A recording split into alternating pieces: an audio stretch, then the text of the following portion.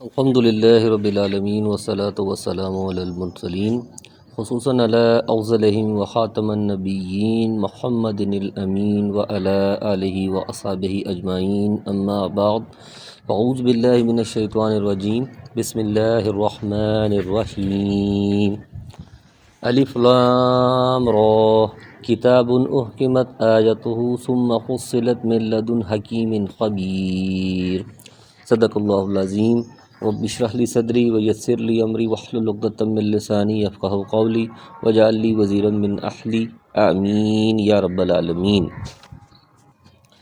فرمایا الف لام را، یہ ایک ایسی کتاب ہے کہ اس کی آیات محکم کی گئی ہیں، پھر صاف صاف بیان کی گئی ہیں ایک حکیم باخبر کی طرف سے۔ سورہ مبارکہ میں بھی ان قوموں کا تذکرہ ہے جو آیات الہی اور پیغمبران کی تکذیب کر کے عذاب الہی کا نشانہ بنی اور تاریخ کے صفحات سے یا تو حرف غلط کی طرح مٹ گئیں یا اوراق تاریخ پر عبرت کا نمونہ بنی موجود ہیں۔ اس لیے حدیث میں آتا ہے کہ حضرت ابوبکر صدیق رضی اللہ عنہ نے رسول اللہ صلی اللہ علیہ وسلم سے فرمایا کہ کیا بات ہے، آپ بوڑھے نظر آتے ہیں؟ تو آپ صلی اللہ علیہ وسلم نے فرمایا کہ مجھے سورہ ہود، سورہ واقعہ، سورہ امہ اور سورہ اذا الشمس کورت وغیرہ نے بوڑھا کر دیا ہے۔ ترمذی۔ کتاب احکمت آیاتہ یعنی الفاظ و نظم کے اعتبار سے اتنی محکم اور پختہ ہیں کہ ان کی ترکیب اور معنی میں کوئی خلل نہیں ہے۔ پھر صاف صاف بیان کی گئی سے مراد، پھر اس میں احکام و شرائع، مواعظ و قصص، عقائد و ایمانیات اور آداب و اخلاق جس طرح وضاحت اور تفصیل سے بیان کیے گئے ہیں، پچھلی کتابوں میں اس کی نظیر نہیں آتی۔ اللہ تعبدوا الا اللہ اننی لکم منہ نذیر بشیر، فرمایا یہ کہ وہ اللہ کے سوا کسی کی عبادت مت کرو، میں تم کو اللہ کی طرف سے ڈرانے والا اور بشارت دینے والا ہوں۔ وَأَنِ اسْتَغْفِرُوا رَبَّكُمْ ثُمَّ تُوبُوا إِلَيْهِ يُمَتِّعْكُمْ مَتَاعًا حَسَنًا إِلَىٰ أَجَلٍ مُّسَمًّى وَيُؤْتِ كُلَّ ذِي فَضْلٍ فَضْلَهُ وَإِن تَوَلُّوا فَإِنِّي أَخَافُ عَلَيْكُمْ عَذَابَ يَوْمٍ كَبِيرٍ، فرمایا یہ کہ تم لوگ اپنے گناہ اپنے رب سے معاف کرواؤ، پھر اسی کی طرف متوجہ رہو، وہ تم کو وقت مقرر تک اچھا سامان زندگی دے گا اور ہر زیادہ عمل کرنے والے کو زیادہ ثواب دے گا، اور اگر تم لوگ اعراض کرتے رہو تو مجھے تمہارے لیے ایک بڑے دن کے عذاب کا اندیشہ ہے۔ یعنی اپنے اقوال میں حکیم ہے، اس لیے اس کی طرف سے نازل کردہ باتیں حکمت سے خالی نہیں، اور وہ خبیر بھی ہے، یعنی تمام معاملات اور ان کے انجام سے باخبر ہے، اس لیے اس کی باتوں پر عمل کرنے سے ہی انسان برے انجام سے بچ سکتا ہے۔ یہاں اس سامانی دنیا کو، جس کو قرآن نے عام طور پر متاع غرور، دھوکے کا سامان کہا ہے، یہاں اسے متاع حسن قرار دیا گیا ہے۔ اس کا مطلب یہ ہوا کہ جو آخرت سے غافل ہو کر متاع دنیا سے استفادہ کر لے گا، اس کے لیے یہ متاع غرور ہے، کیونکہ اس کے بعد اسے برے انجام سے دوچار ہونا پڑے گا، اور جو آخرت کی تیاری کے ساتھ ساتھ اس سے فائدہ اٹھائے گا، اس کے لیے یہ چند روزہ سامانی زندگی متاع حسن ہے۔ کیونکہ اس نے اسے اللہ کے احکام کے مطابق برتا ہے۔ بڑے دن سے مراد قیامت کا دن ہے۔ الی اللہ مرجعکم وہو علی کل شیء قدیر، فرمایا تم کو اللہ ہی کے پاس جانا ہے اور وہ ہر شے پر پوری قدرت رکھنے والا ہے۔ الا انہم یثنون صدورہم لیستخفوا منہ الا حین یستغشون ثیابہم یعلم ما یسرون وما یعلنون انہ علیم بذات الصدور، یاد رکھو وہ لوگ اپنے سینوں کو دوہرا کیے دیتے ہیں تاکہ اپنی باتیں اللہ سے چھپا سکیں۔ اس کی شان نزول میں مفسرین کا اختلاف ہے، اس لیے اس کے مفہوم میں بھی اختلاف ہے۔ فرمایا یاد رکھو کہ وہ لوگ جس وقت اپنے کپڑے لپیٹتے ہیں، وہ اس وقت بھی سب کچھ جانتا ہے، جو کچھ چھپاتے ہیں اور جو کچھ وہ ظاہر کرتے ہیں، بالیقین وہ دلوں کی اندر کی باتیں جانتا ہے۔ مفہوم اختلاف ہے، تاہم صحیح بخاری تفسیر سورہ ہود میں بیان کردہ شان نزول سے معلوم ہوتا ہے کہ یہ ان مسلمانوں کے بارے میں نازل ہوئی ہے جو غلبہ حیا کی وجہ سے قضائے حاجت اور بیوی سے ہم بستری کے وقت برہنہ ہونا پسند نہیں کرتے تھے۔ اللہ تعالیٰ ہمیں دیکھ رہا ہے، اس لیے ایسے موقعوں پر وہ شرمگاہ کو چھپانے کے لیے اپنے سینوں کو دوہرا کر لیتے تھے۔ اللہ تعالیٰ نے فرمایا کہ رات کو اندھیروں میں جب وہ بستروں میں اپنے آپ کو کپڑوں میں ڈھانپ لیتے ہیں تو اس وقت بھی وہ ان کو دیکھتا ہے اور ان کی چھپی اور اعلانیہ باتوں کو جانتا ہے۔ مطلب یہ کہ شرم و حیا کا جذبہ اپنی جگہ بہت اچھا ہے، لیکن اس میں اتنا غلو اور افراد بھی صحیح نہیں، اس لیے کہ جس ساتھ کی خاطر وہ ایسا کرتے ہیں اسے تو پھر بھی وہ نہیں چھپ سکتے، تو پھر اس طرح کے تکلف کا کیا فائدہ؟ وما من دابۃ فی الارض الا علی اللہ رزقها ویعلم مستقرها ومستودعها کل فی کتاب مبین، فرمایا زمین پر چلنے والے جتنے جاندار ہیں، سب کی روزیاں اللہ تعالیٰ پر ہیں۔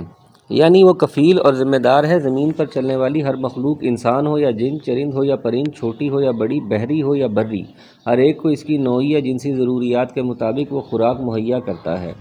فرمایا وہی ان کے رہنے سہنے کی جگہ کو جانتا ہے اور ان کے سونپے جانے کی جگہ کو بھی سب کچھ واضح کتاب میں موجود ہے۔ مستقر اور مستودع کی تعریف میں اختلاف ہے۔ بعض کے نزدیک منتہائے سیر یعنی زمین میں چل پھر کر جہاں رک جائے مستقر ہے، اور جس کو ٹھکانہ بنائے وہ مستودع ہے۔ بعض کے نزدیک رحم مادر مستقر اور باپ کی صلب مستودع ہے، اور بعض کے نزدیک زندگی میں انسان یا حیوان جہاں رہائش پذیر ہو وہ اس کا مستقر ہے، اور جہاں مرنے کے بعد دفن ہو وہ مستودع ہے۔ امام شوکانی فرماتے ہیں مستقر سے مراد رحم مادر اور مستودع سے وہ حصہ زمین ہے جس میں دفن ہو، اور امام حاکم کی ایک روایت کی بنیاد پر اسی کو ترجیح دی ہے۔ بہرحال جو بھی مطلب دیا جائے، آیت کا مفہوم واضح ہے کہ چونکہ اللہ تعالیٰ کو ہر ایک کے مستقر و مستودع کا علم ہے، اس لیے وہ ہر ایک کو روزی پہنچانے پر قادر ہے اور ذمہ دار ہے، اور وہ اپنی ذمہ داری پوری کرتا ہے۔ وَهُوَ الَّذِي خَلَقَ السَّمَاوَاتِ وَالْأَرْضَ فِي سِتَّةِ أَيَّامٍ وَكَانَ عَرْشُهُ عَلَى الْمَاءِ لِيَبْلُوَكُمْ أَيُّكُمْ أَحْسَنُ عَمَلًا وَلَئِنْ قُلْتَ إِنَّكُمْ مَبْعُوثُونَ مِنْ بَعْدِ الْمَوْتِ لَيَقُولُنَّ الَّذِينَ كَفَرُوا إِنْ هَذَا إِلَّا سِحْرٌ مُبِينٌ۔ فرمایا اللہ ہی ہے جس نے 6 دن میں آسمان و زمین کو پیدا کیا، اور اس کا عرش پانی پر تھا۔ یہی بات صحیح حدیث میں بھی بیان کی گئی ہے۔ چنانچہ ایک حدیث میں آتا ہے کہ اللہ تبارک و تعالیٰ نے آسمان و زمین کی تخلیق سے 50,000 سال قبل مخلوقات کی تقدیر لکھی۔ اس وقت اس کا عرش پانی پر تھا۔ صحیح مسلم۔ فرمایا تاکہ وہ تمہیں آزمائے کہ تم میں سے اچھے عمل کرنے والا کون ہے۔ اگر آپ ان سے کہیں کہ تم لوگ مرنے کے بعد اٹھا کھڑے کیے جاؤ گے تو کافر لوگ پلٹ کر جواب دیں گے کہ یہ تو نرا صاف صاف جادو ہے۔ یہی آسمان و زمین یوں ہی عبث اور بلا مقصد نہیں بنائے، بلکہ اس سے مقصود انسانوں اور جنوں کی آزمائش ہے کہ کون اچھے اعمال کرتا ہے۔ ملحوظ، اللہ تبارک و تعالیٰ نے یہاں یہ نہیں فرمایا کہ کون زیادہ عمل کرتا ہے، بلکہ فرمایا کون زیادہ اچھے اعمال کرتا ہے، اس لیے کہ اچھا عمل وہ ہوتا ہے جو صرف ذرہ الہی کی خاطر ہو، اور دوسرا یہ کہ وہ سنت کے مطابق ہو۔ ان دو شرائط میں سے ایک شرط بھی فوت ہو جائے گی تو وہ اچھا عمل نہیں رہے گا، پھر وہ چاہے کتنا بھی زیادہ ہو، اللہ کے ہاں اس کی کوئی حیثیت نہیں ہے۔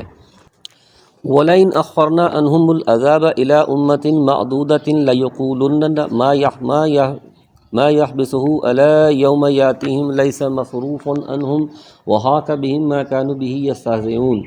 فرمایا اگر ہم ان سے عذاب کو گنی چنی مدت کے لیے پیچھے ڈال دیں تو یہ ضرور پکار اٹھیں گے کہ عذاب کو کون سی چیز روکے ہوئے ہے۔ سنو، جس دن وہ ان کے پاس آئے گا پھر ان سے ٹلنے والا نہیں، پھر تو جس چیز کی ہنسی اڑا رہے ہو تو وہ انہیں گھیر لے گی۔ یہاں استعجال جلد طلب کرنے کو استہزاء سے تعبیر کیا گیا ہے، کیونکہ وہ استعجال بطور استہزاء ہی ہوتا ہے۔ بہرحال مقصود یہ سمجھانا ہے کہ اللہ تعالیٰ کی طرف سے تاخیر ہر انسان کو غفلت میں مبتلا نہیں ہونا چاہیے، اس کی گرفت کسی بھی وقت ہو سکتی ہے۔ انسانوں میں عام طور پر جو مذموم صفات پائی جاتی ہیں، اس میں اگلی آیت میں ان کا بیان ہے۔ نا امیدی کا تعلق مستقبل سے ہے اور ناشکری کا ماضی و حال دونوں سے ہے۔ وَلَئِنْ أَذَقْنَا الْإِنسَانَ مِنَّا رَحْمَةً ثُمَّ نَزَعْنَاهَا مِنْهُ إِنَّهُ لَيَئُوسٌ كَفُورٌ۔ فرمایا اگر ہم انسان کو اپنی کسی نعمت کا ذائقہ چکھا کر پھر اسے اس سے لے لیں تو وہ بہت ہی نا امید اور بڑا ہی ناشکرا بن جاتا ہے۔ انسانوں میں عام طور پر جو مذموم صفات پائی جاتی ہیں، اس میں اور اگلی آیت میں ان کا بیان ہے۔ نا امیدی کا تعلق مستقبل سے ہے اور ناشکری کا ماضی و حال سے۔ وَلَئِنْ أَذَقْنَاهُ نَعْمَاءَ بَعْدَ ضَرَّاءَ مَسَّتْهُ لَيَقُولَنَّ ذَهَبَ السَّيِّئَاتُ عَنِّي إِنَّهُ لَفَرِحٌ فَخُورٌ۔ فرمایا اگر ہم اسے کوئی نعمت چکھائیں اس سختی کے بعد جو اسے پہنچ چکی تو وہ کہنے لگتا ہے کہ بس برائیاں مجھ سے جاتی رہیں، یعنی سمجھتا ہے کہ سختیوں کا دور گزر گیا ہے، اب اسے کوئی تکلیف نہیں آئے گی۔ امتن کے مختلف مفہوم آیت نمبر 8 میں امتن کا لفظ آیا، یہ قرآن مجید میں مختلف مقامات اور مختلف مفہوم میں استعمال ہوا ہے۔ یہ سے مشتق ہے جس کے معنی کثرت کے ہیں، یہاں اس کے معنی اس وقت اور مدت کے ہیں جو نزول عذاب کے لیے مقصود ہے۔ فتح القدیر سورہ یوسف کی آیت نمبر 45 میں ود کربعد امتن میں بھی یہی مفہوم ہے۔ اس کے علاوہ جن معنوں میں اس کا استعمال ہوا ہے اس میں ایک امام و پیشوا ہے جیسے ان ابراہیم کان امتن، ملت اور دین ہے جیسے انا وجدنا آباءنا علی امت الزخرف، جماعت و طائفہ جیسے ولما ورد ماء مدین وجد علیہ امتا من الناس القصص، ومن قوم موسیٰ امتا الاعراف، وہ محض گروہ یا قوم ہے جس کی طرف کوئی رسول مبعوث ہو، وَلِكُلِّ أُمَّةٍ رسول، سورہ یونس۔ اس کو امت دعوت بھی کہتے ہیں، اور اسی طرح پیغمبر پر ایمان لانے والوں کو بھی امت یا امت تباہ یا امت اجابت کہا جاتا ہے۔ فرمایا یقیناً وہ بڑا ہی اترانے والا اور شیخ و خورا بن جاتا ہے، یعنی جو کچھ اس کے پاس ہے اس پر اتراتا ہے اور دوسروں پر فخر و غرور کا اظہار کرتا ہے، تاہم ان صفات مذمومہ سے اہل ایمان اور صاحب اعمال صالحہ مستثنی ہے، جیسے کہ اگلی آیت میں واضح ہے۔ إِلَّا الَّذِينَ صَبَرُوا وَعَمِلُوا الصَّالِحَاتِ أُولَئِكَ لَهُم مَغْفِرَةٌ وَأَجْرٌ كَبِيرٌ۔ فرمایا سوائے ان کے جو صبر کرتے ہیں اور نیک کاموں میں لگے رہتے ہیں، انہی لوگوں کے لیے بخشش بھی ہے اور بہت ہی بڑا نیک بدلہ بھی موجود ہے۔ یعنی اہل ایمان راحت و فراغت ہو یا تنگی اور مصیبت، دونوں حالتوں میں اللہ کے احکام کے مطابق طرز عمل اختیار کرتے ہیں، جیسا کہ حدیث میں آتا ہے، نبی صلی اللہ علیہ وسلم نے قسم کھا کر فرمایا، قسم ہے اس ذات کی جس کے ہاتھ میں میری جان ہے، اللہ تعالیٰ مومن کے لیے جو بھی فیصلہ فرماتا ہے اس میں اس کے لیے بہتری کا پہلو ہوتا ہے۔ اگر اس کو راحت پہنچتی ہے تو اس پر اللہ کا شکر کرتا ہے جو اس کے لیے بہتر یعنی اجر کا باعث ہے، اور اگر کوئی تکلیف پہنچتی ہے تو صبر کرتا ہے، یہ بھی اس کے لیے بہتر یعنی اجر و ثواب کا باعث ہے۔ یہ امتیاز ایک مومن کے سوا کسی کو حاصل نہیں۔ صحیح مسلم۔ ایک اور حدیث میں فرمایا کہ مومن کو جو بھی فکر و غم اور تکلیف پہنچتی ہے حتیٰ کہ اسے کانٹا چبھتا ہے تو اللہ تعالیٰ اس کی وجہ سے اس کی غلطیاں معاف فرما دیتا ہے۔ مسند احمد۔ سورہ معارج کی آیت نمبر 19 اور 22 میں بھی یہی مضمون بیان فرمایا گیا۔ وَلَعَلَّكَ تَارِكٌ بَعْضَ مَا يُوحَىٰ إِلَيْكَ وَضَائِقٌ بِهِ وَصَدْرُكَ أَن يَقُولُوا لَوْلَا أُنزِلَ عَلَيْهِ كَنزٌ وَجَاءَ مَعَهُ مَلَكٌ إِنَّمَا أَنتَ نَذِيرٌ وَاللَّهُ عَلَىٰ كُلِّ شَيْءٍ وَكِيلٌ۔ فرمایا بس شاید کہ آپ اس وحی کے کسی حصے کو چھوڑ دینے والے ہیں جو آپ کی طرف نازل کی جاتی ہے، اور اس سے آپ کا دل تنگ ہے، صرف ان کی اس بات پر کہ اس پر کوئی خزانہ کیوں نہیں اترا یا اس کے ساتھ کوئی فرشتہ ہی آتا۔ سن لیجئے، آپ تو صرف ڈرانے والے ہیں اور ہر چیز کا ذمہ دار اللہ تبارک و تعالیٰ ہی ہے۔ مشرکین نبی صلی اللہ علیہ وسلم کی بابت کہتے رہتے تھے کہ اس کے ساتھ کوئی فرشتہ کیوں نازل نہیں ہوتا یا اس کی طرف کوئی خزانہ کیوں نہیں اتارا جاتا۔ سورہ فرقان میں بھی فرمایا، ایک دوسرے مقام پر فرمایا، ہمیں معلوم ہے کہ یہ لوگ آپ کی بابت جو بات کہتے ہیں ان سے آپ کا سینہ تنگ ہوتا ہے۔ سورہ ہجر۔ اس آیت میں انہی باتوں کے حوالے سے کہا جا رہا ہے کہ شاید آپ کا سینہ تنگ ہو اور کچھ باتیں جو آپ کی طرف وحی کی جاتی ہیں اور وہ مشرکین پر گراں گزرتی ہیں، ممکن ہے آپ انہیں نہ سنانا پسند نہ فرمائیں۔ آپ کا کام صرف انذار و تبلیغ ہے، وہ آپ ہر صورت میں کیے جائیے۔ ام یقولون افتراہ قل فاتوا بعشر سور مثلہ مفتریات وادعوا من استطعتم من دون اللہ ان کنتم صادقین۔ فرمایا کیا یہ کہتے ہیں کہ اس قرآن میں اسی نے گھڑا ہے؟ جواب دیجئے کہ پھر تم بھی اسی کے مثل 10 صورتیں گھڑی ہوئی لے آؤ اور اللہ کے سوا جسے چاہو اپنے ساتھ بلا بھی لو اگر تم سچے ہو۔ امام ابن کثیر لکھتے ہیں کہ پہلے اللہ تعالیٰ نے چیلنج دیا کہ اگر تم اپنے اس دعوے میں سچے ہو تو یہ محمد صلی اللہ علیہ وسلم کا بنایا ہوا قرآن ہے تو اس کی نظیر پیش کر کے دکھلا دو، اور تم جس کی مدد چاہو حاصل کر لو، لیکن تم کبھی ایسا نہیں کر سکو گے۔ فرمایا قُلْ لَئِنِ اجْتَمَعَتِ الْإِنسُ وَالْجِنُّ عَلَىٰ أَن يَأْتُوا بِمِثْلِ هَٰذَا الْقُرْآنِ لَا يَأْتُونَ بِمِثْلِهِ وَلَوْ كَانَ بَعْضُهُمْ لِبَعْضٍ ظَهِيرًا۔ سورہ بنی اسرائیل۔ فرمایا اعلان کر دیجیے کہ اگر تم انسان اور کل جنات مل کر اس قرآن کے مثل لانا چاہیں تو اس سب سے اس کے مثل لانا مشکل ہے، گو وہ آپس میں ایک دوسرے کے مددگار بھی بن جائیں۔ اس کے بعد اللہ تعالیٰ نے یہ چیلنج دیا کہ پورا قرآن بنا کر پیش نہیں کر سکتے تو 10 صورتیں ہی بنا کر پیش کر دو جیسے کہ اس مقام پر ہے۔ پھر تیسرے نمبر پر چیلنج دیا کہ چلو ایک صورت بنا کر پیش کر دو، جیسے کہ پچھلی سورہ مبارکہ سورہ یونس کی آیت نمبر 38 اور سورہ بقرہ کی آیت نمبر 23 میں فرمایا۔ اسی بنا پر آخری چیلنج یہ ہو سکتا ہے کہ اس جیسی ایک بات ہی بنا کر پیش کر دو، فَلْيَأْتُوا بِحَدِيثٍ مِثْلِهِ إِن كَانُوا صَادِقِينَ سورہ طور۔ مگر ترتیب نزول سے چیلنج کی اس ترتیب کی تائید نہیں ہوتی۔ واللہ عالم بالصواب۔ فَإِن لَّمْ يَسْتَجِيبُوا لَكُمْ فَاعْلَمُوا أَنَّمَا أُنزِلَ بِعِلْمِ اللَّهِ وَأَن لَّا إِلَٰهَ إِلَّا هُوَ فَهَلْ أَنتُم مُّسْلِمُونَ۔ فرمایا پھر اگر وہ تمہاری اس بات کو قبول نہ کرے تو تم یقین سے جان لو کہ یہ قرآن اللہ کے علم کے ساتھ اتارا گیا ہے، اور یہ کہ اللہ کے سوا کوئی معبود نہیں، پس کیا تم مسلمان ہوتے ہو؟ یعنی کہ اس کے بعد بھی کہ تم اس چیلنج کا جواب دینے سے قاصر ہو، یہ ماننے کے لیے کہ قرآن اللہ ہی کا نازل کردہ ہے، آمادہ نہیں ہو اور نہ مسلمان ہونے کے لیے تیار ہو۔ من کان یرید الحیات الدنیا وزینتها نوفی الیہم اعمالہم نوفی الیہم اعمالہم فیہا وہم فیہا لا یبخسون۔ فرمایا جو شخص دنیا کی زندگی اور اس کی زینت پر فریفتہ ہوا چاہتا ہو، ہم ایسوں کو ان کے کل اعمال کا بدلہ یہیں بھرپور پہنچا دیتے ہیں اور یہاں انہیں کوئی کمی نہیں کی جاتی۔ اولئک الذین لیس لہم فی الآخرۃ الا النار وحبط ما صنعوا فیہا وباطل ما کانوا یعملون۔ فرمایا ہاں یہی وہ لوگ ہیں جن کے لیے آخرت میں سوائے آگ کے اور کچھ نہیں، اور جو کچھ انہوں نے یہاں کیا ہوگا وہاں سب اکارت ہے، اور جو کچھ ان کے اعمال تھے سب برباد ہونے والے ہیں۔ ان دو آیات کے بارے میں بعض کا خیال ہے کہ اس میں اہل ریا کا ذکر ہے، بعض کے نزدیک اس سے مراد یہود و نصارہ ہیں، اور بعض کے نزدیک اس میں طالبان دنیا کا ذکر ہے، کیونکہ دنیا دار بھی بعض اچھے عمل کرتے ہیں، اللہ تعالیٰ ان کی جزا انہیں دنیا میں دے دیتا ہے، آخرت میں ان کے لیے سوائے عذاب کے اور کچھ نہیں ہوگا۔ اسی مضمون کو قرآن مجید میں سورہ بنی اسرائیل آیات نمبر 18، 21 اور سورہ شورى آیت نمبر 20 میں بیان فرما دیا گیا ہے۔ أَفَمَنْ كَانَ عَلَى بَيِّنَةٍ مِّن رَّبِّهِ وَيَتْلُوهُ شَاهِدٌ مِّنْهُ وَمِنْ قَبْلِهِ كِتَابُ مُوسَىٰ إِمَامًا وَرَحْمَةً أُولَٰئِكَ يُؤْمِنُونَ بِهِ وَمَن يَكْفُرْ بِهِ مِنَ الْأَحْزَابِ فَالنَّارُ مَوْعِدُهُ فَلَا تَكُ فِي مِرْيَةٍ مِّنْهُ إِنَّهُ الْحَقُّ مِن رَّبِّكَ وَلَٰكِنَّ أَكْثَرَ النَّاسِ لَا يُؤْمِنُونَ۔ فرمایا کیا وہ شخص جو اپنے رب کے پاس کی دلیل پر ہو اور اس کے ساتھ اللہ کی طرف کا گواہ ہو، اور اس سے پہلے موسیٰ کی کتاب گواہ ہو چکی جو پیشوا اور رحمت ہے، اوروں کے برابر ہو سکتا ہے؟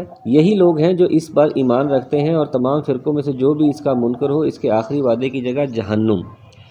پس تو اس میں کسی قسم کے شبہ میں نہ رہو، یقیناً یہ تیرے رب کی جانب سے سراسر برحق ہیں، لیکن اکثر لوگ ایمان لانے والے نہیں ہوتے۔ منکرین اور کافرین کے مقابلے میں اہل فطرت اور اہل ایمان کا تذکرہ کیا جا رہا ہے۔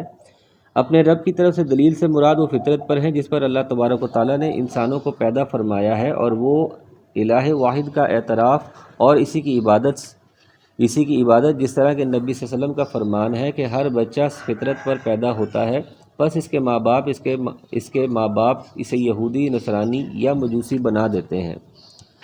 اس کے پیچھے یعنی کہ اس کے ساتھ اللہ کی طرف سے ایک گواہ بھی ہو۔ گواہ سے مراد قرآن یا محمد رسول اللہ صلی اللہ علیہ وسلم ہے، جو اس فطرت صحیحہ کی طرف دعوت دیتے اور اس کی نشاندہی کرتے ہیں۔ اس سے پہلے موسیٰ علیہ السلام کی کتاب تورات بھی جو پیشوا بھی ہے اور رحمت کا سبب بھی ہے، یعنی یہ کتاب موسیٰ علیہ السلام بھی قرآن پر ایمان لانے کی طرف رہنمائی کرنے والی ہے۔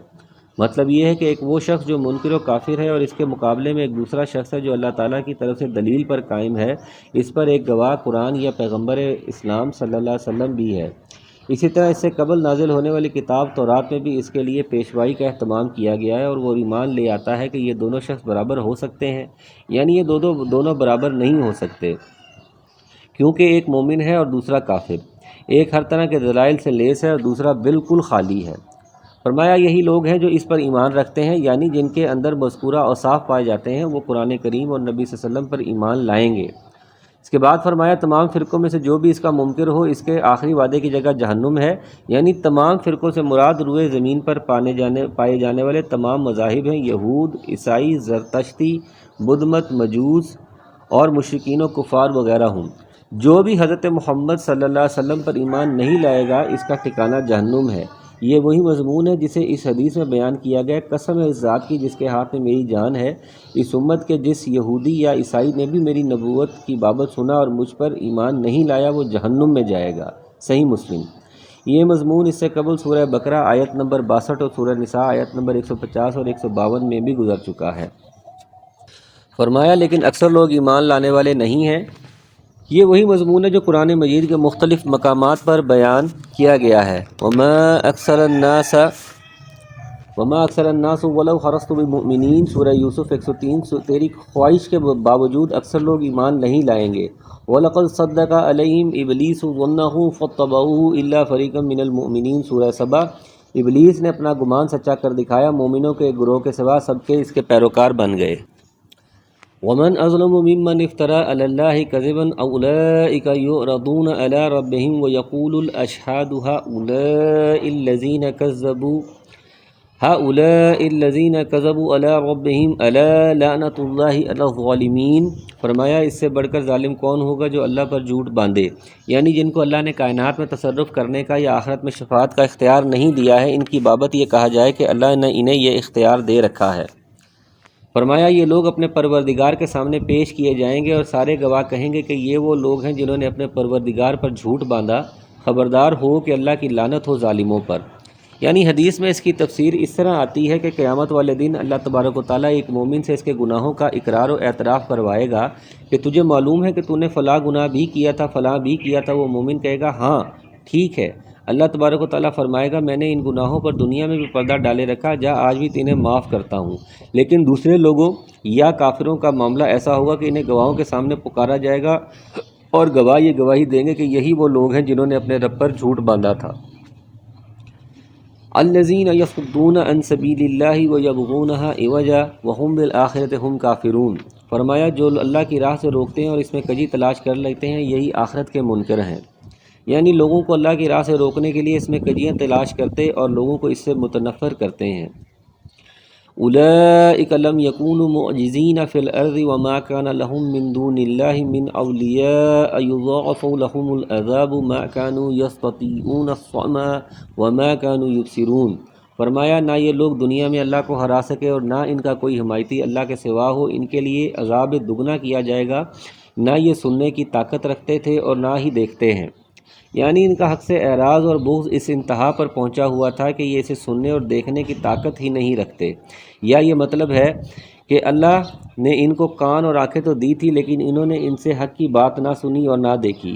گویا فما اغنى عنهم سمعهم ولا ابصارهم ولا افئدتهم من شيء، سورہ احقاف۔ نہ ان کے کانوں نے انہیں کوئی فائدہ پہنچایا، نہ ان کی آنکھوں اور دلوں نے، کیونکہ وہ حق کے سننے سے بہرے اور حق کے دیکھنے سے اندھے بنے رہے، جس طرح کہ وہ جہنم میں داخل ہوئے ہیں۔ فرمائیں گے کہا جائے گا لو کننا نسمع او نعقل ما کننا فی اصحاب السعیر، سورہ ملک۔ اگر ہم سنتے اور عقل سے کام لیتے تو آج جہنم میں نہ جا رہے ہوتے۔ اولئک الذین خسروا انفسهم وضل عنهم ما كانوا یفترون، یہی ہیں جنہوں نے اپنے نقصان آپ کر لیا اور وہ سب کچھ ان سے کھو گیا جنہوں نے گھڑ رکھا تھا۔ لا جرم انہم فی الآخرۃ هم الاخسرون۔ فرمایا بے شک یہی لوگ آخرت میں ضیاء کار ہوں گے، اخسرون بے انتہا گھاٹا پانے والے۔ ان الذین آمنوا وعملوا الصالحات واخبتوا الی ربہم اولئک اصحاب الجنہ ہم فیہا خالدون۔ فرمایا یقیناً جو لوگ ایمان لائے اور انہوں نے کام بھی نیک کیے اور اپنے پالنے والے کی طرف جھکتے رہے، یہی جنت میں جانے والے ہیں جہاں وہ ہمیشہ ہمیش رہنے والے ہیں۔ مثل الفریقین کالاعمی والاصم والبصیر والسمیع هل یستویان مثلا افلا تذکرون۔ فرمایا ان دونوں فرقوں کی مثال اندھے، بہرے اور دیکھنے سننے والے جیسی ہے، کیا یہ دونوں مثالیں برابر ہیں؟ کیا پھر بھی تم نصیحت نہیں حاصل کرتے؟ پچھلی آیات مبارکہ میں مومنین اور کافرین اور سعادت مندوں اور بدبختوں دونوں کا تذکرہ فرمایا۔ اب اس میں دونوں کی مثال بیان فرما کر دونوں کی حقیقت کو مزید واضح کیا جا رہا ہے۔ فرمایا ایک کی مثال اندھے اور بہرے کی طرح ہے اور دوسرے کی مثال دیکھنے اور سننے والے کی طرح۔ کافر دنیا میں حق کا روئے زیبا دیکھنے سے محروم اور آخرت میں نجات کے راستے سے بے بہرا۔ اسی طرح حق کے دلائل سننے سے بے بہرا ہوتا ہے، اسی لیے ایسی باتوں سے محروم رہتا ہے جو اس کے لیے مفید ہوں۔ اس کے برعکس مومن سمجھدار حق کو دیکھنے والا اور حق و باطل کے درمیان تمیز کرنے والا ہوتا ہے، چنانچہ وہ حق اور خیر کی پیروی کرتا ہے، دلائل کو سنتا اور ان کے ذریعے سے شبہات کا ازالہ کرتا اور باطل سے اجتناب کرتا ہے۔ کیا یہ دونوں برابر ہو سکتے ہیں؟ استفہام نہیں کے لیے ہے، یعنی دونوں برابر نہیں ہو سکتے۔ جیسے دوسرے مقام پر فرمایا لا یستوی اصحاب النار و اصحاب الجنہ اصحاب الجنۃ هم الفائزون، سورہ حشر۔ جنتی دوزخی برابر نہیں ہو سکتے، جنتی تو کامیاب ہونے والے ہیں۔ ایک اور مقام پر اسے اس طرح فرمایا اندھا اور دیکھنے والے برابر نہیں، اندھیرے اور روشنی، سایہ اور دھوپ برابر نہیں، زندے اور مردے برابر نہیں، سورۃ الفاتر۔ وَلَقَدْ أَرْسَلْنَا نُوحًا إِلَىٰ قَوْمِهِ إِنِّي لَكُمْ نَذِيرٌ مُّبِينٌ۔ فرمایا یقیناً ہم نے نوح علیہ السلام کو ان کی قوم کی طرف رسول بنا کر بھیجا کہ ہم تمہیں صاف صاف ہوشیار کرنے والے ہیں۔ أَلَّا تَعْبُدُوا إِلَّا اللَّهَ إِنِّي أَخَافُ عَلَيْكُمْ عَذَابَ يَوْمٍ أَلِيمٍ۔ فرمایا کہ تم صرف اللہ ہی کی عبادت کرو، مجھے تو تم پر دردناک دن کے عذاب کا خوف ہے۔ یہ وہی دعوت توحید ہے جو ہر نبی نے آ کر اپنی قوم کو دی۔ اس طرح فرمایا وما ارسلنا من قبلک من رسول الا نوحی الیہ انہ لا الہ الا انا فاعبدون، سورہ انبیاء۔ جو پیغمبر ہم نے آپ سے پہلے بھیجے ان کی طرف یہی وحی کی کہ میرے سوا کسی کو بھی پروردگار یا معبود نہیں مانو گے، پس میری ہی عبادت کرو گے۔ دردناک دن کے عذاب کا خوف ہے، یعنی اگر مجھ پر ایمان نہیں لائے اور اس دعوت توحید کو نہیں اپنایا تو عذاب الہی سے نہیں بچ سکو گے۔ فقال الملأ الذين كفروا من قومه ما نراك الا بشرا مثلنا وما نراك اتبعك الا الذين هم اراذلنا بادي الرأي وما نرى لكم علينا من فضل بل نظنكم كاذبين۔ فرمایا اس کی قوم کے کافروں کے سرداروں نے جواب دیا کہ ہم تو تجھے اپنے جیسا انسان ہی دیکھتے ہیں۔ یہ وہی شبہ ہے جس کی پہلے کئی دفعہ وضاحت کی جا چکی ہے کہ کافروں کے نزدیک بشریت کے ساتھ نبوت اور رسالت کا اجتماع بڑا عجیب تھا، جس طرح آج کے اہل بدعت کو بھی عجیب لگتا ہے اور وہ بشریت رسول صلی اللہ علیہ وسلم سے انکار فرماتے ہیں۔ فرمایا تیرے تابعداروں کو بھی ہم دیکھتے ہیں کہ یہ لوگ واضح طور پر سوائے نیچ لوگوں کے اور کوئی نہیں، جو بے سوچے سمجھے تمہاری پیروی کر رہے ہیں۔ ہم تو تمہاری کسی قسم کی برتری اپنے اوپر نہیں دیکھ رہے، بلکہ ہم تو تمہیں جھوٹا سمجھ رہے ہیں۔ حق کی تاریخ میں یہ بات بھی ہر دور میں سامنے آتی رہی کہ ابتدا میں اس کو اپنانے والے ہمیشہ وہ لوگ ہوتے ہیں جنہیں معاشرے میں بے نوا اور کمتر سمجھا جاتا تھا، اور صاحب حیثیت اور خوشحال طبقہ اس سے محروم رہتا، حتیٰ کہ یہ چیز پیغمبروں کے پیروکاروں کی علامت بن گئی۔ چنانچہ جب شاہ روم ہرقل نے حضرت ابو سفیان رضی اللہ عنہ سے نبی صلی اللہ علیہ وسلم کی باتیں پوچھی تو اس نے ان میں سے ایک بات یہ بھی پوچھی کہ اس کے پیروکار معاشرے کے معززین سمجھے جانے والے لوگ ہیں یا کمزور لوگ؟ تو حضرت ابو سفیان رضی اللہ عنہ نے جواب دیا کمزور لوگ، جس پر ہرقل نے کہا کہ رسولوں کے پیروکار یہی لوگ ہوتے ہیں۔ صحیح بخاری حدیث نمبر 7۔ قرآن کریم میں بھی وضاحت کی گئی ہے کہ خوشحال طبقہ ہی سب سے پہلے پیغمبروں کی تکذیب کرتا ہے، سورہ زخرف، اور یہ اہل ایمان کی دنیاوی حیثیت تھی اور جس کے اعتبار سے اہل کفر انہیں حقیر اور کمتر سمجھتے تھے، ورنہ حقیقت تو یہ ہے کہ حق کے پیروکار معزز اور اشراف ہیں، چاہے وہ مال و دولت کے اعتبار سے فروتر ہی ہوں، اور حق کا انکار کرنے والے حقیر اور بے حیثیت ہیں، چاہے وہ دنیاوی اعتبار سے مالدار ہی ہوں۔ اہل ایمان چوکا اللہ اور رسول کے احکام کے مقابلے میں اپنی عقل و دانش اور رائے کا استعمال نہیں کرتے، اس لیے اہل باطل یہ سمجھتے ہیں کہ یہ بے سوچ سمجھ والے ہیں کہ اللہ کا رسول انہیں جس طرف موڑ دیتا ہے یہ مڑ جاتے ہیں، جس چیز سے روک دیتا ہے رک جاتے ہیں۔ یہ بھی اہل ایمان کی ایک بہت بڑی خوبی بلکہ ایمان کا لازمی جزو اور تقاضا ہے، لیکن اہل کفر و باطل کے نزدیک یہ خوبی بھی عیب ہے۔ قال یا قوم ارأیتم ان کنت علی بینۃ من ربی وآتانی رحمۃ من عنده فعمیت علیکم انلزمکموها وانتم لها کارہون۔ فرمایا نوح نے کہا میری قوم والوں مجھے بتاؤ تو اگر میں اپنے رب کی طرف سے کسی دلیل پر ہوا اور مجھے اس نے اپنے پاس کی کوئی رحمت عطا کی ہو، پھر وہ تمہاری نگاہوں میں نہ آئی ہو، تو کیا زبردستی میں سے تمہارے گلے منڈ دوں گا حالانکہ تم اس سے بیزار ہو؟ بینۃ سے مراد ایمان و یقین ہے اور رحمت سے مراد نبوت ہے، جس سے اللہ تعالیٰ نے حضرت نوح علیہ السلام کو سرفراز فرمایا۔ پھر وہ تمہاری نگاہوں میں ہے سے مراد یعنی تم اس کے دیکھنے سے اندھے ہو، چنانچہ تم نے نہ اس کی قدر پہچانی نہ اور اسے اپنانے پر آمادہ ہوئے، بلکہ اس کی تکذیب اور رد کے در پہ ہو گئے، حالانکہ تم اس سے بیزار ہو۔ اس سے مراد جب یہ بات ہے تو یہ ہدایت اور رحمت تمہارے حصے میں کس طرح آ سکتی ہے؟ وَيَا قَوْمِ لَا أَسْأَلُكُمْ عَلَيْهِ مَالًا إِنْ أَجْرِيَ إِلَّا عَلَى اللَّهِ وَمَا أَنَا بِطَارِدِ الَّذِينَ آمَنُوا إِنَّهُمْ مُلَاقُو رَبِّهِمْ وَلَكِنِّي أَرَاكُمْ قَوْمًا تَجْهَلُونَ۔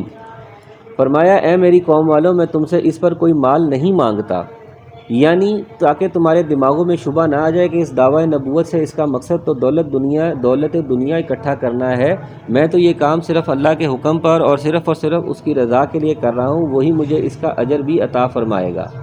فرمایا میرا ثواب تو صرف اللہ تعالیٰ کے ہاں ہے، نہ میں ایمان والوں کو اپنے پاس سے نکال سکتا ہوں۔ یعنی اس سے معلوم ہوتا ہے کہ قوم نوح علیہ السلام کے سرداران نے بھی معاشرے میں کمزور سمجھے جانے والے اہل ایمان کو حضرت نوح علیہ السلام سے اپنی مجلس سے اپنے قرب سے دور رکھنے کا مطالبہ کیا ہوگا، جس طرح رؤسائے مکہ نے رسول اللہ صلی اللہ علیہ وسلم سے اس قسم کا مطالبہ کیا تھا، جس پر اللہ تعالیٰ نے قرآن کریم کی آیات نازل فرمائی تھی کہ وَلَا تَطْرُدِ الَّذِينَ يَدْعُونَ رَبَّهُمْ بِالْغَدَاةِ وَالْعَشِيِّ، سورۃ الانعام۔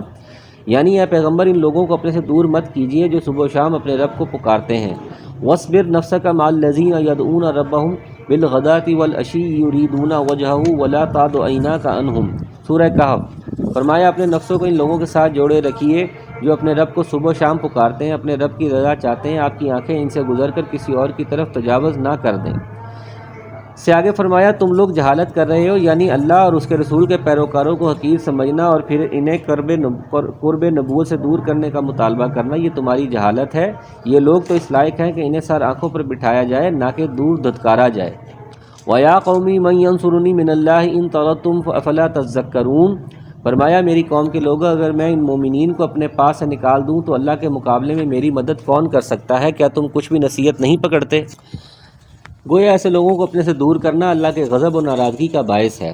وَلَا أَقُولُ لَكُمْ إِنِّي خَزَائِنُ اللَّهِ وَلَا أَعْلَمُ الْغَيْبَ وَلَا أَقُولُ إِنِّي مَلَكٌ وَلَا أَقُولُ لِلَّذِينَ تَزْدَرِي أَعْيُنُكُمْ لَن يُؤْتِيَهُمُ اللَّهُ خَيْرًا اللہ اعلم بما فی انفسہم انی اذا لمن الظالمین۔ فرمایا میں تم سے نہیں کہتا کہ میرے پاس اللہ کے خزانے ہیں، سنو میں غیب کا علم بھی نہیں رکھتا، نہ میں یہ کہتا ہوں کہ میں کوئی فرشتہ ہوں، نہ میرا یہ قول ہے کہ جن پر تمہاری نگاہیں ذلت سے پڑ رہی ہیں انہیں اللہ تعالیٰ کوئی نعمت دے گا ہی نہیں، یعنی بلکہ اللہ تعالیٰ نے تو انہیں ایمان کی صورت میں خیر عظیم عطا کر رکھا ہے، جس کی بنیاد پر وہ آخرت میں بھی جنت کی نعمتوں سے لطف اندوز ہوں گے اور دنیا میں بھی اللہ تعالیٰ چاہے گا تو بلند مرتبے سے ہمکنار ہوں گے۔ گویا تمہارا ان کو حقیر سمجھنا ان کے لیے کسی نقصان کا باعث نہیں، البتہ تم ہی عند اللہ مجرم ٹھہرو گے کہ اللہ کے نیک بندوں کو جن کا اللہ کے ہاں بڑا مقام ہے تم حقیر اور فرومایہ سمجھتے ہو۔ اس کے بعد فرمایا کہ ان کے دل میں جو ہے اسے اللہ ہی خوب جانتا ہے، اگر میں ایسی بات کہوں گا تو یقیناً میرا شمار ظالموں میں ہوگا، کیونکہ میں ان کی بابت ایسی بات کہوں گا جس کا مجھے علم نہیں، صرف اللہ جانتا ہے، تو یہ ظلم ہے۔ قالوا یا نوح قد جادلتنا فاکثرت جدالنا فاتنا بما تعدنا ان کنت من الصادقین۔ فرمایا قوم کے لوگوں نے اے نوح تو نے ہم سے بحث کر لی اور خوب بحث کر لی، یعنی لیکن اس کے باوجود ہم ایمان نہیں لائیں گے، اب تو جس چیز سے ہمیں دھمکا رہا ہے وہی ہمارے پاس لے آ اگر تو سچوں میں سے ہے، یعنی یہ وہی حماقت ہے جس کا ارتکاب گمراہ قومیں ہمیشہ کرتی آئیں کہ وہ اپنے پیغمبر سے کہتی رہی ہیں کہ اگر تو سچا ہے تو ہم پر عذاب نازل کروا کے ہمیں تباہ کروا دے، حالانکہ ان میں عقل ہوتی تو وہ کہتی کہ اگر تو سچا ہے اور واقعی اللہ کا رسول ہے تو ہمارے لیے بھی دعا کر کہ اللہ تعالیٰ ہمارا سینہ بھی کھول دے تاکہ ہم اسے اپنا لیں۔ قال انما یاتیکم بہ اللہ ان شاء وما انتم بمعجزین۔ تو جواب دیا کہ اسے بھی اللہ تعالیٰ ہی لائے گا اگر وہ چاہے گا، اور ہاں تم اسے ہرانے والے نہیں ہو، یعنی عذاب کا آنا خالصتاً اللہ تبارک و تعالیٰ کی مشیت پر موقوف ہے، یہ نہیں ہے کہ جب میں چاہوں تم پر عذاب آ جائے، تاہم جب اللہ عذاب کا فیصلہ کر لے گا یا بھیج دے گا تو پھر اس کو کوئی عاجز کرنے والا نہیں ہے۔ وَلَا يَنْفَعُكُمْ نُصْحِي إِنْ أَرَدْتُ أَنْ أَنْصَحَ لَكُمْ إِنْ كَانَ اللَّهُ يُرِيدُ أَنْ يُغْوِيَكُمْ وَهُوَ رَبُّكُمْ وَإِلَيْهِ تُرْجَعُونَ۔ فرمایا تمہیں میری خیر خواہی کچھ بھی نفع نہیں دے سکتی، کو میں کتنی ہی تمہاری خیر خواہی کیوں نہ چاہوں، بشرطے کہ اللہ تبارک و تعالیٰ کا ارادہ تمہیں گمراہ کرنے کا نہ ہو۔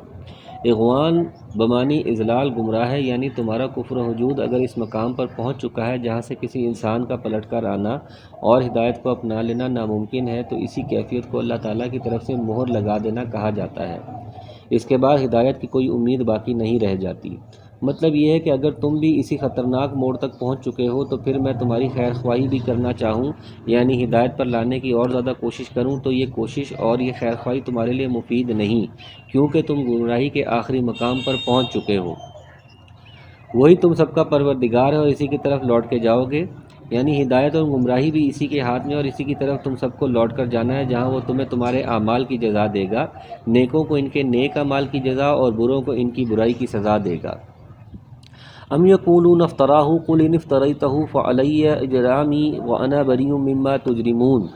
فرمایا یہ کہتے ہیں کہ اسے خود اس نے گھڑ لیا ہے، تو جواب دیجیے کہ اگر میں نے اسے گھڑ لیا ہو تو میرا گناہ مجھ پر ہے اور میں ان گناہوں سے بری ہوں جو تم کر رہے ہو۔ بعض مفسرین کے نزدیک یہ مکالمہ قوم نوح علیہ السلام اور حضرت نوح علیہ السلام کے درمیان ہوا، اور بعض کا خیال ہے کہ یہ جملہ مرتضیٰ کے طور پر نبی کریم صلی اللہ علیہ وسلم اور مشرکین مکہ کے درمیان ہونے والی گفتگو ہے۔ مطلب یہ ہے کہ اگر یہ قرآن میرا گھڑا ہوا ہے اور میں اللہ کی طرف منسوب کرنے میں جھوٹا ہوں تو یہ میرا جرم ہے، اس کی سزا میں ہی بھگتوں گا، لیکن تم جو کچھ کر رہے ہو جس سے میں بری ہوں اس کا بھی تمہیں پتہ ہے، اس کا وبال تو مجھ پر نہیں، تم پر ہی پڑے گا، کیا اس کی بھی تمہیں کچھ فکر ہوتی ہے؟ وَأُوحِيَ إِلَىٰ نُوحٍ أَنَّهُ لَا يُؤْمِنُ بِهِ مِنْ قَوْمِكَ إِلَّا مَنْ قَدْ آمَنَ فَلَا تَبْتَئِسْ بِمَا كَانُوا يَفْعَلُونَ۔ فرمایا نوح کی طرف وحی بھیجی گئی کہ تیری قوم میں سے جو ایمان لا چکے ان کے سوا اب کوئی ایمان نہیں لائے گا، پس تو ان کے کاموں پر غمگین نہ ہو۔ یہ اس وقت کہا گیا کہ جب قوم نوح علیہ السلام نے عذاب کا مطالبہ کیا اور حضرت نوح علیہ السلام نے بارگاہ الہی میں دعا کی کہ یا رب زمین پر ایک کافر بھی بسنے والا نہ رہنے دے، اللہ تعالیٰ نے فرمایا اب مزید کوئی ایمان نہیں لائے گا تو ان پر غم مت کھا۔ وَاصْنَعِ الْفُلْكَ بِأَعْيُنِنَا وَوَحْيِنَا وَلَا تُخَاطِبْنِي فِي الَّذِينَ ظَلَمُوا إِنَّهُمْ مُغْرَقُونَ۔ فرمایا ایک کشتی ہماری آنکھوں کے سامنے اور ہماری وحی کے مطابق تیار فرمائیے، یعنی ہماری آنکھوں کے سامنے اور ہماری دیکھ بھال میں۔ اس آیت میں اللہ رب العزت کے لیے صفت عین کا اس بات ہے جس پر ایمان رکھنا ضروری ہے۔ ہماری وحی سے کا مطلب اس کے طول و عرض وغیرہ کی جو کیفیات ہم نے بتلائی ہیں اسی طرح اسے بنائیے۔ اس مقام پر بعض مفسرین نے کشتی کے طول و عرض، اس کی منزلوں اور کس قسم کی لکڑی اور دیگر سامان اس میں استعمال کیا کہ اس کی تفصیل بیان کی گئی ہے، جو ظاہر بات ہے کہ کسی مستند ماخوذ پر مبنی نہیں۔ اس کی پوری تفسیر کا صحیح علم صرف اللہ تبارک و تعالیٰ ہی کی ذات کو ہے۔ فرمایا ظالموں کے بارے میں ہم سے کوئی بات چیت نہ کر کہ وہ پانی میں ڈبو دیے جائیں گے، یعنی بعض نے اس سے مراد حضرت نوح علیہ السلام کے بیٹے اور ان کی اہلیہ کو لیا ہے جو مومن نہیں تھے اور غرق ہونے والوں میں سے تھے۔ بعض نے اس سے غرق ہونے والی پوری قوم مراد لی ہے، اور مطلب یہ ہے کہ ان کے لیے کوئی مہلت طلب کرنا کیونکہ اب ان کے ہلاک ہونے کا وقت آ گیا ہے، یا یہ مطلب ہے کہ ان کی ہلاکت کے لیے جلدی نہ کیجیے، وقت مقررہ پر یہ سب کے سب غرق ہو جائیں گے۔ وَيَصْنَعُ الْفُلْكَ وَكُلَّمَا مَرَّ عَلَيْهِ مَلَأٌ مِّن قَوْمِهِ سَخِرُوا مِنْهُ قَالَ إِن تَسْخَرُوا مِنَّا فَإِنَّا نَسْخَرُ مِنْكُمْ كَمَا تَسْخَرُونَ۔ نوح علیہ السلام کشتی بنانے لگے، ان کی قوم کے جو سردار ان کے پاس سے گزرتے وہ ان کا مذاق اڑاتے، وہ کہتے اگر تم ہمارا مذاق اڑاتے ہو تو ہم بھی تم پر ایک دن ہنسیں گے جیسے تم ہم پر ہنس رہے ہو۔ مثلاً کہتے نوح علیہ السلام نبی بنتے بنتے اب بڑھئی بن گئے ہو، یا اے نوح خشکی میں کشتی کس کے لیے تیار کر رہے ہو۔ فَسَوْفَ تَعْلَمُونَ مَن يَأْتِهِ عَذَابٌ يُخْزِيهِ وَيَحِلُّ عَلَيْهِ عَذَابٌ مُقِيمٌ۔ فرمایا تمہیں بہت جلد معلوم ہو جائے گا کہ کس پر عذاب آتا ہے جو اسے رسوا کرے اور اس پر ہمیشگی کی سزا اتر آئے۔ اس سے مراد جہنم کا دائمی عذاب ہے جو اس دنیاوی عذاب کے بعد ان کے لیے تیار ہے۔ حتی اذا جاء امرنا وفارت التنور قل نحمل فيها من كل زوجين اثنين واهلك الا من سبق عليه القول ومن آمن وما آمن معه الا قليل۔ یہاں تک کہ جب ہمارا حکم آ پہنچا اور تندور ابلنے لگا، ہم نے کہا اس کشتی میں ہر قسم کے جانداروں میں سے جوڑے، یعنی 2 جانور، ایک نر اور ایک مادہ سوار کر لیں۔ اس سے بعض نے روٹی پکانے والے تنور، بعض نے مخصوص جگہیں مثلاً عین الوردہ اور بعض نے سطح زمین مراد لی ہے۔ حافظ ابن کثیر نے اسے آخری مفہوم پر ترجیح دی ہے، یعنی ساری زمین ہی چشموں کی طرح ابل پڑی، اوپر سے آسمان کی بارش نے رہی صحیح کسر پوری کر دی۔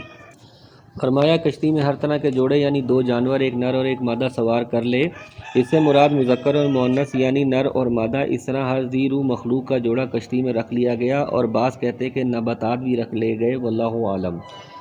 فرمایا اپنے گھر کے لوگوں کو بھی سوائے ان کے جن پر پہلے سے بات پڑ چکی، یعنی جن کا غرق ہونا تقدیر الہی میں ثبت ہے۔ اس سے مراد عام کفار ہیں، یا یہ استثناء اہلکہ سے ہے، یعنی اپنے گھر والوں کو بھی کشتی میں سوار کرا لے، سوائے ان کے جن پر اللہ کی بات ثبت کر دی گئی، یعنی ایک بیٹا کنان یا یام اور حضرت نوح علیہ السلام کی اہلیہ وائلہ، یہ دونوں کافر تھے، ان کو کشتی میں بیٹھنے والوں سے مستثنیٰ کر دیا گیا۔ فرمایا سب ایمان والوں کو بھی، یعنی سب اہل ایمان کو کشتی میں سوار کر لیں، اس کے سوا ایمان لانے والے بہت کم تھے۔ بعض نے ان کی کل تعداد مرد اور عورت ملا کر 80 اور بعض نے اس سے بھی کم بتلائی ہے۔ ان میں حضرت نوح علیہ السلام کے 3 بیٹے جو ایمان لانے والوں میں شامل تھے، سام، حام، یافس، اور ان کی بیویاں، اور چوتھی بیوی یام کی تھی جو کافر تھی، لیکن اس کی بیوی مسلمان ہونے کی وجہ سے کشتی میں، جو کافر تھا اس کی بیوی مسلمان ہونے کی وجہ سے کشتی میں سوار ہو چکی تھی۔ وَقَالَ ارْكَبُوا فِيهَا بِسْمِ اللَّهِ مُجْرِهَا وَمُرْسَاهَا إِنَّ رَبِّي لَغَفُورٌ رَحِيمٌ۔ نوح علیہ السلام نے کہا اس کشتی میں بیٹھ جاؤ، اللہ ہی کے نام سے اس کا چلنا اور ٹھہرنا ہے، یقیناً میرا رب بڑا بخشش والا اور بڑا رحم فرمانے والا ہے۔ یعنی اللہ ہی کے نام سے اس کا پانی کی سطح پر چلنا اور اسی کے نام پر اس کا ٹھہرنا ہے۔ اس سے ایک مقصد اہل ایمان کو تسلی اور حوصلہ دینا بھی تھا کہ بلا خوف و خطر کشتی میں سوار ہو جاؤ، اللہ تعالیٰ ہی اس کشتی کا محافظ اور نگران ہے، اسی کے حکم سے چلے گی اور اسی کے حکم سے ٹھہرے گی۔ جس طرح اللہ تبارک و تعالیٰ نے دوسرے مقام پر فرمایا، اے نوح جب تو اور تیرے ساتھی کشتی میں آرام سے بیٹھ جائیں تو کہو الحمدللہ الذی نجانا من القوم الظالمین وقل ربی انزلنی منزلا مبارکا وانت خیر المنزلین۔ سورہ مومنون، سورہ نمبر 28 اور 29۔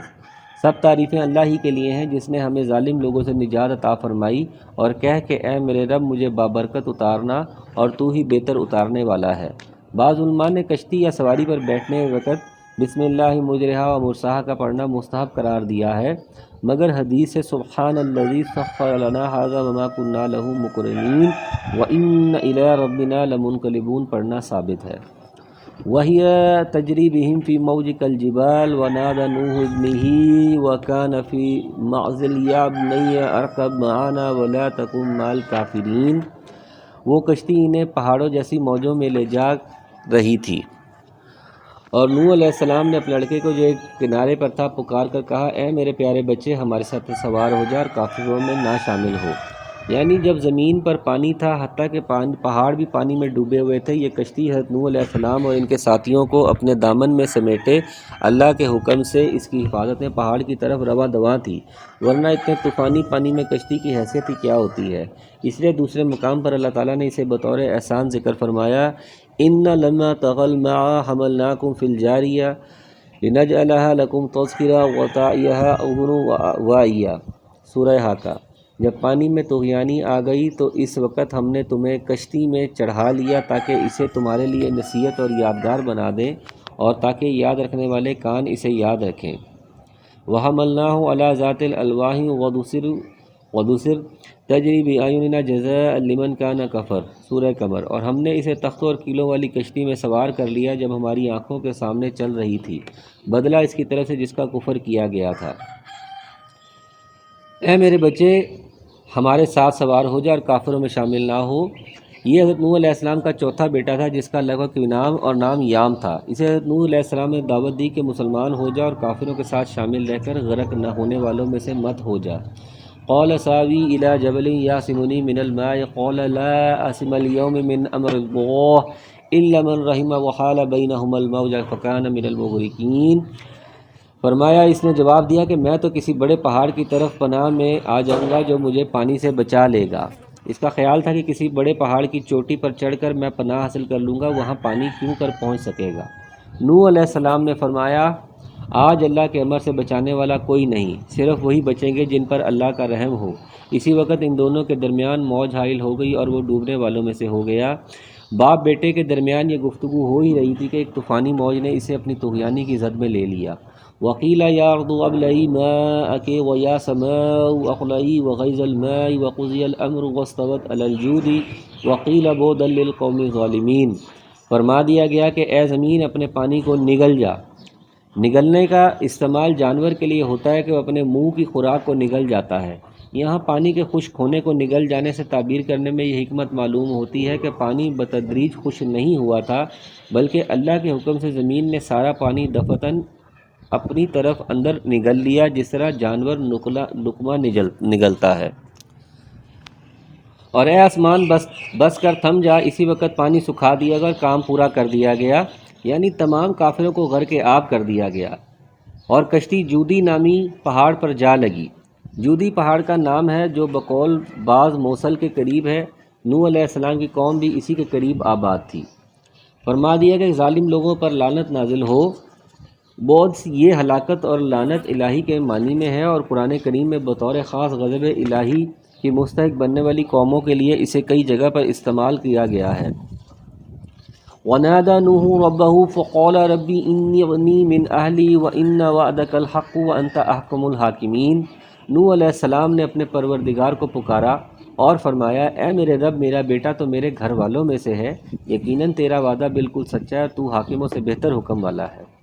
نوح علیہ السلام نے غالباً شفقت پدریس کے جذبے سے مغلوب ہو کر بارگاہ الہی میں یہ دعا کی، اور بعض کہتے ہیں کہ انہیں یہ خیال تھا کہ شاید یہ مسلمان ہو جائے گا، اس لیے اس کے بارے میں یہ استدعا فرمائی۔ قال یا نوح انہ لیس من اہلک انہ عمل غیر صالح فلا تسألنی ما لیس لک بہ علم انی اعیذک ان تکون من الجاہلین۔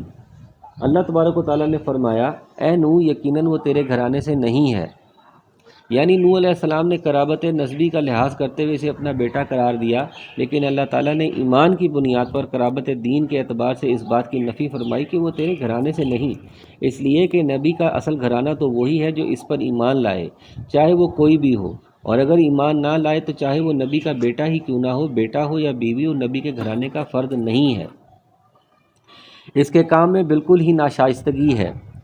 یہ اللہ تعالیٰ نے اس کی علت بیان فرما دی۔ اس سے معلوم ہوا کہ جس کے پاس ایمان اور عمل صالح نہیں ہوگا، اسے اللہ کے عذاب سے اللہ کا پیغمبر بھی بچانے پر قادر نہیں۔ آج کل لوگ پیروں، فقیروں، سجادہ نشینوں سے وابستگی کو ہی نجات کے لیے کافی سمجھتے ہیں اور عمل صالح کی ضرورت ہی نہیں سمجھتے، حالانکہ جب عمل صالح کے بغیر نبی سے نسبت قرابت بھی کام نہیں آتی تو یہ وابستگیاں کیا کام آ سکتی ہیں؟ فرمایا تجھے ہرگز وہ چیز نہیں مانگنی چاہیے جس کا تجھے مطلقاً علم نہیں ہے۔ اس سے معلوم ہوا کہ نبی عالم الغیب نہیں ہوتا، اس کو اتنا ہی علم ہوتا ہے جتنا وحی کے ذریعے سے اللہ تعالیٰ اسے عطا فرما دیتا ہے۔ اگر حضرت نوح علیہ السلام کو پہلے سے علم ہوتا کہ ان کی درخواست قبول نہیں ہوگی تو یقیناً وہ اس سے پرہیز فرماتے۔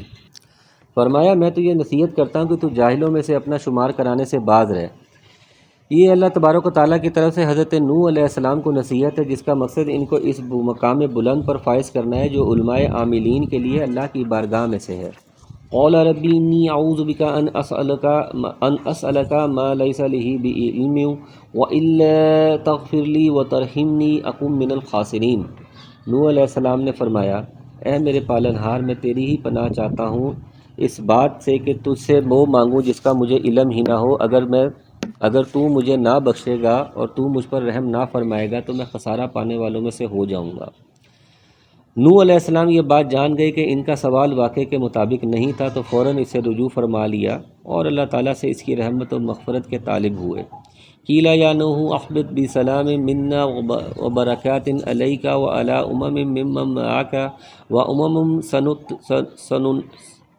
سنمتعہم ثم یمسہم منا عذاب علیم۔ فرما دیا گیا کہ اے نوح، ہماری جانب سے سلامتی اور ان برکات کے ساتھ اتر۔ یہ اترنا کشتی سے یا اس پہاڑ سے ہے جس پر کشتی جا کر ٹھہر گئی تھی، جو تجھ پر ہیں اور تیرے ساتھ کی بہت سی جماعتوں پر ہیں۔ یعنی اس سے مراد یا تو وہ گروہ ہیں جو حضرت نوح علیہ السلام کے ساتھ کشتی میں سوار ہوئے، یا آئندہ ہونے والے وہ گروہ ہیں جو ان کی نسل سے ہونے والے تھے۔ اگلے فقرے کے پیش نظر یہی دوسرا مفہوم زیادہ صحیح معلوم ہوتا ہے۔ فرمایا بہت سی امتیں وہ بھی ہوں گی جنہیں ہم فائدہ تو ضرور پہنچائیں گے لیکن پھر انہیں ہماری طرف سے دردناک عذاب پہنچے گا۔ یہ وہ گروہ ہیں جو کشتی میں بچ جانے والوں کی نسل سے قیامت تک ہوں گے۔ مطلب یہ ہے کہ ان کافروں کو دنیا کی چند روزہ زندگی گزارنے کے لیے ہم دنیا کا ساز و سامان ضرور عطا فرمائیں گے، لیکن بالآخر عذاب علیم سے دوچار ہوں گے اپنے اعمال کے سبب۔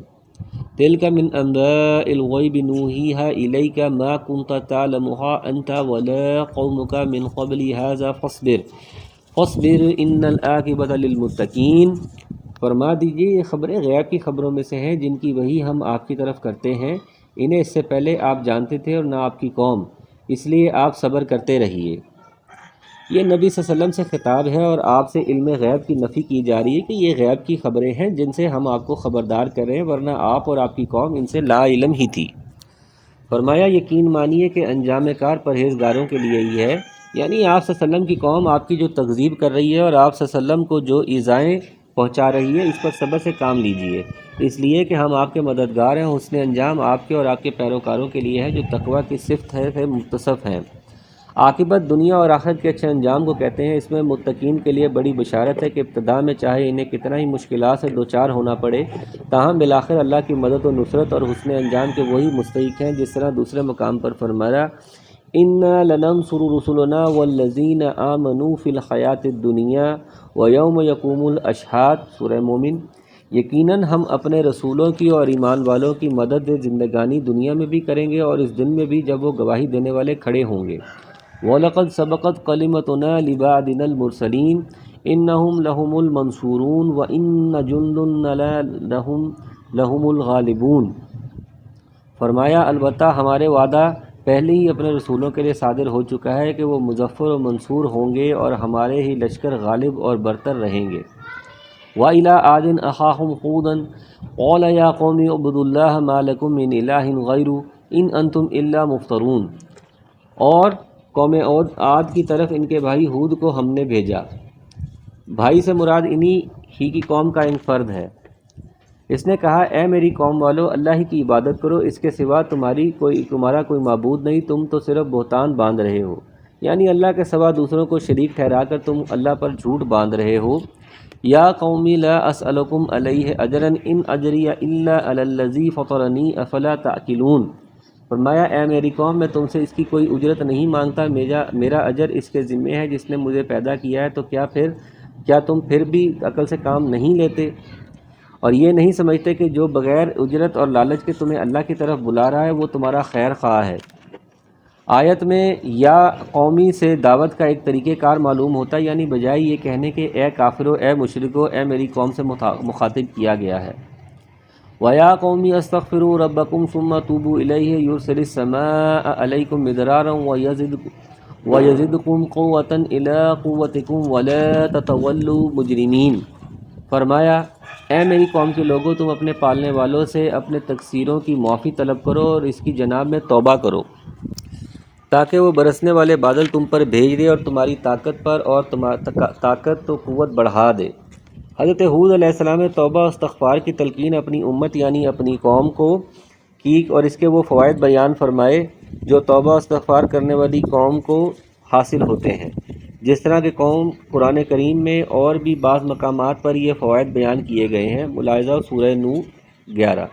اور نبی صلی اللہ علیہ وسلم کا بھی فرمان ہے من لزم الاستغفار جعل اللہ له من كل هم فرجا ومن كل ضيق مخرجا ورزقه من حيث لا يحتسب۔ یعنی جو پابندی سے استغفار کرتا ہے اللہ تعالیٰ اس کے لیے ہر فکر سے کشادگی، ہر تنگی سے راستہ بنا دیتا ہے اور اس کو ایسی جگہ سے روزی دیتا ہے جو اس کے وہم و گمان میں بھی نہیں ہوتی۔ فرمایا تم جرم کرتے ہوئے روگردانی نہ کرو، یعنی میں تمہیں جو دعوت دے رہا ہوں اس سے اعراض اور اپنے کفر پر اصرار مت کرو، ایسا کرو گے تو اللہ کی بارگاہ میں مجرم اور گناہ گار بن کر پیش کیے جاؤ گے۔ قولوا یا ہود ما جئتنا ببینۃ وما نحن بتارکی آلہتنا عن قولک وما نحن لک بمؤمنین۔ فرمایا انہوں نے کہا اے ہود، تو ہمارے پاس کوئی دلیل تو لایا نہیں اور ہم صرف تیرے کہنے سے اپنے معبودوں کو چھوڑنے والے نہیں اور نہ ہم تجھ پر ایمان لانے والے ہیں۔ ایک نبی دلائل و براہین کی پوری قوت اپنے ساتھ رکھتا ہے لیکن شپرا چشموں کو وہ نظر نہیں آتے۔ قوم ہود علیہ السلام نے بھی اسی ڈٹائی کا مظاہرہ کرتے ہوئے کہا کہ ہم بغیر دلیل کے محض آپ کے کہنے سے اپنے معبودوں کو کس طرح چھوڑ دیں۔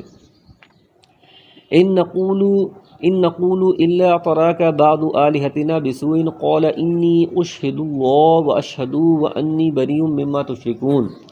فرمایا بلکہ ہم تو یہی کہتے ہیں کہ تو ہمارے کسی معبود کے برے جھپٹے میں آ گیا ہے، یعنی تو جو ہمارے معبودوں کی توہین اور گستاخی کرتا ہے یہ کچھ نہیں کر سکتے، معلوم ہوتا ہے کہ ہمارے معبودان نے ہی تیرے اس گستاخی پر تجھے کچھ کر دیا ہے اور تیرا دماغ معوف ہو گیا ہے۔ جیسے آج کل کے نام نہاد مسلمان بھی اس قسم کے توہمات کا شکار ہے، جب انہیں کہا جاتا ہے کہ یہ فوج شدہ اشخاص اور بزرگ کچھ نہیں کر سکتے تو کہتے ہیں کہ یہ ان کی شان میں گستاخی ہے اور خطرہ ہے کہ اس طرح کی گستاخی کرنے والوں کا وہ بیڑا غرق کر دیں۔ نعوذ باللہ من هذه الخرافات والاکاذیب۔ فرمایا اس نے جواب دیا کہ میں اللہ کو گواہ کرتا ہوں اور تم بھی گواہ رہو کہ میں تو اللہ کے سوا ان سب سے بیزار ہوں جنہیں تم شریک بنا رہے ہو، یعنی ان تمام بتوں اور معبودوں سے بیزار ہوں، اور تمہارا یہ عقیدہ کہ انہوں نے مجھے کچھ کر دیا ہے بالکل غلط ہے۔ ان کے اندر یہ قدرت ہی نہیں کہ کسی کو مافوق الاسباب طریقے سے نفع یا نقصان پہنچا سکیں۔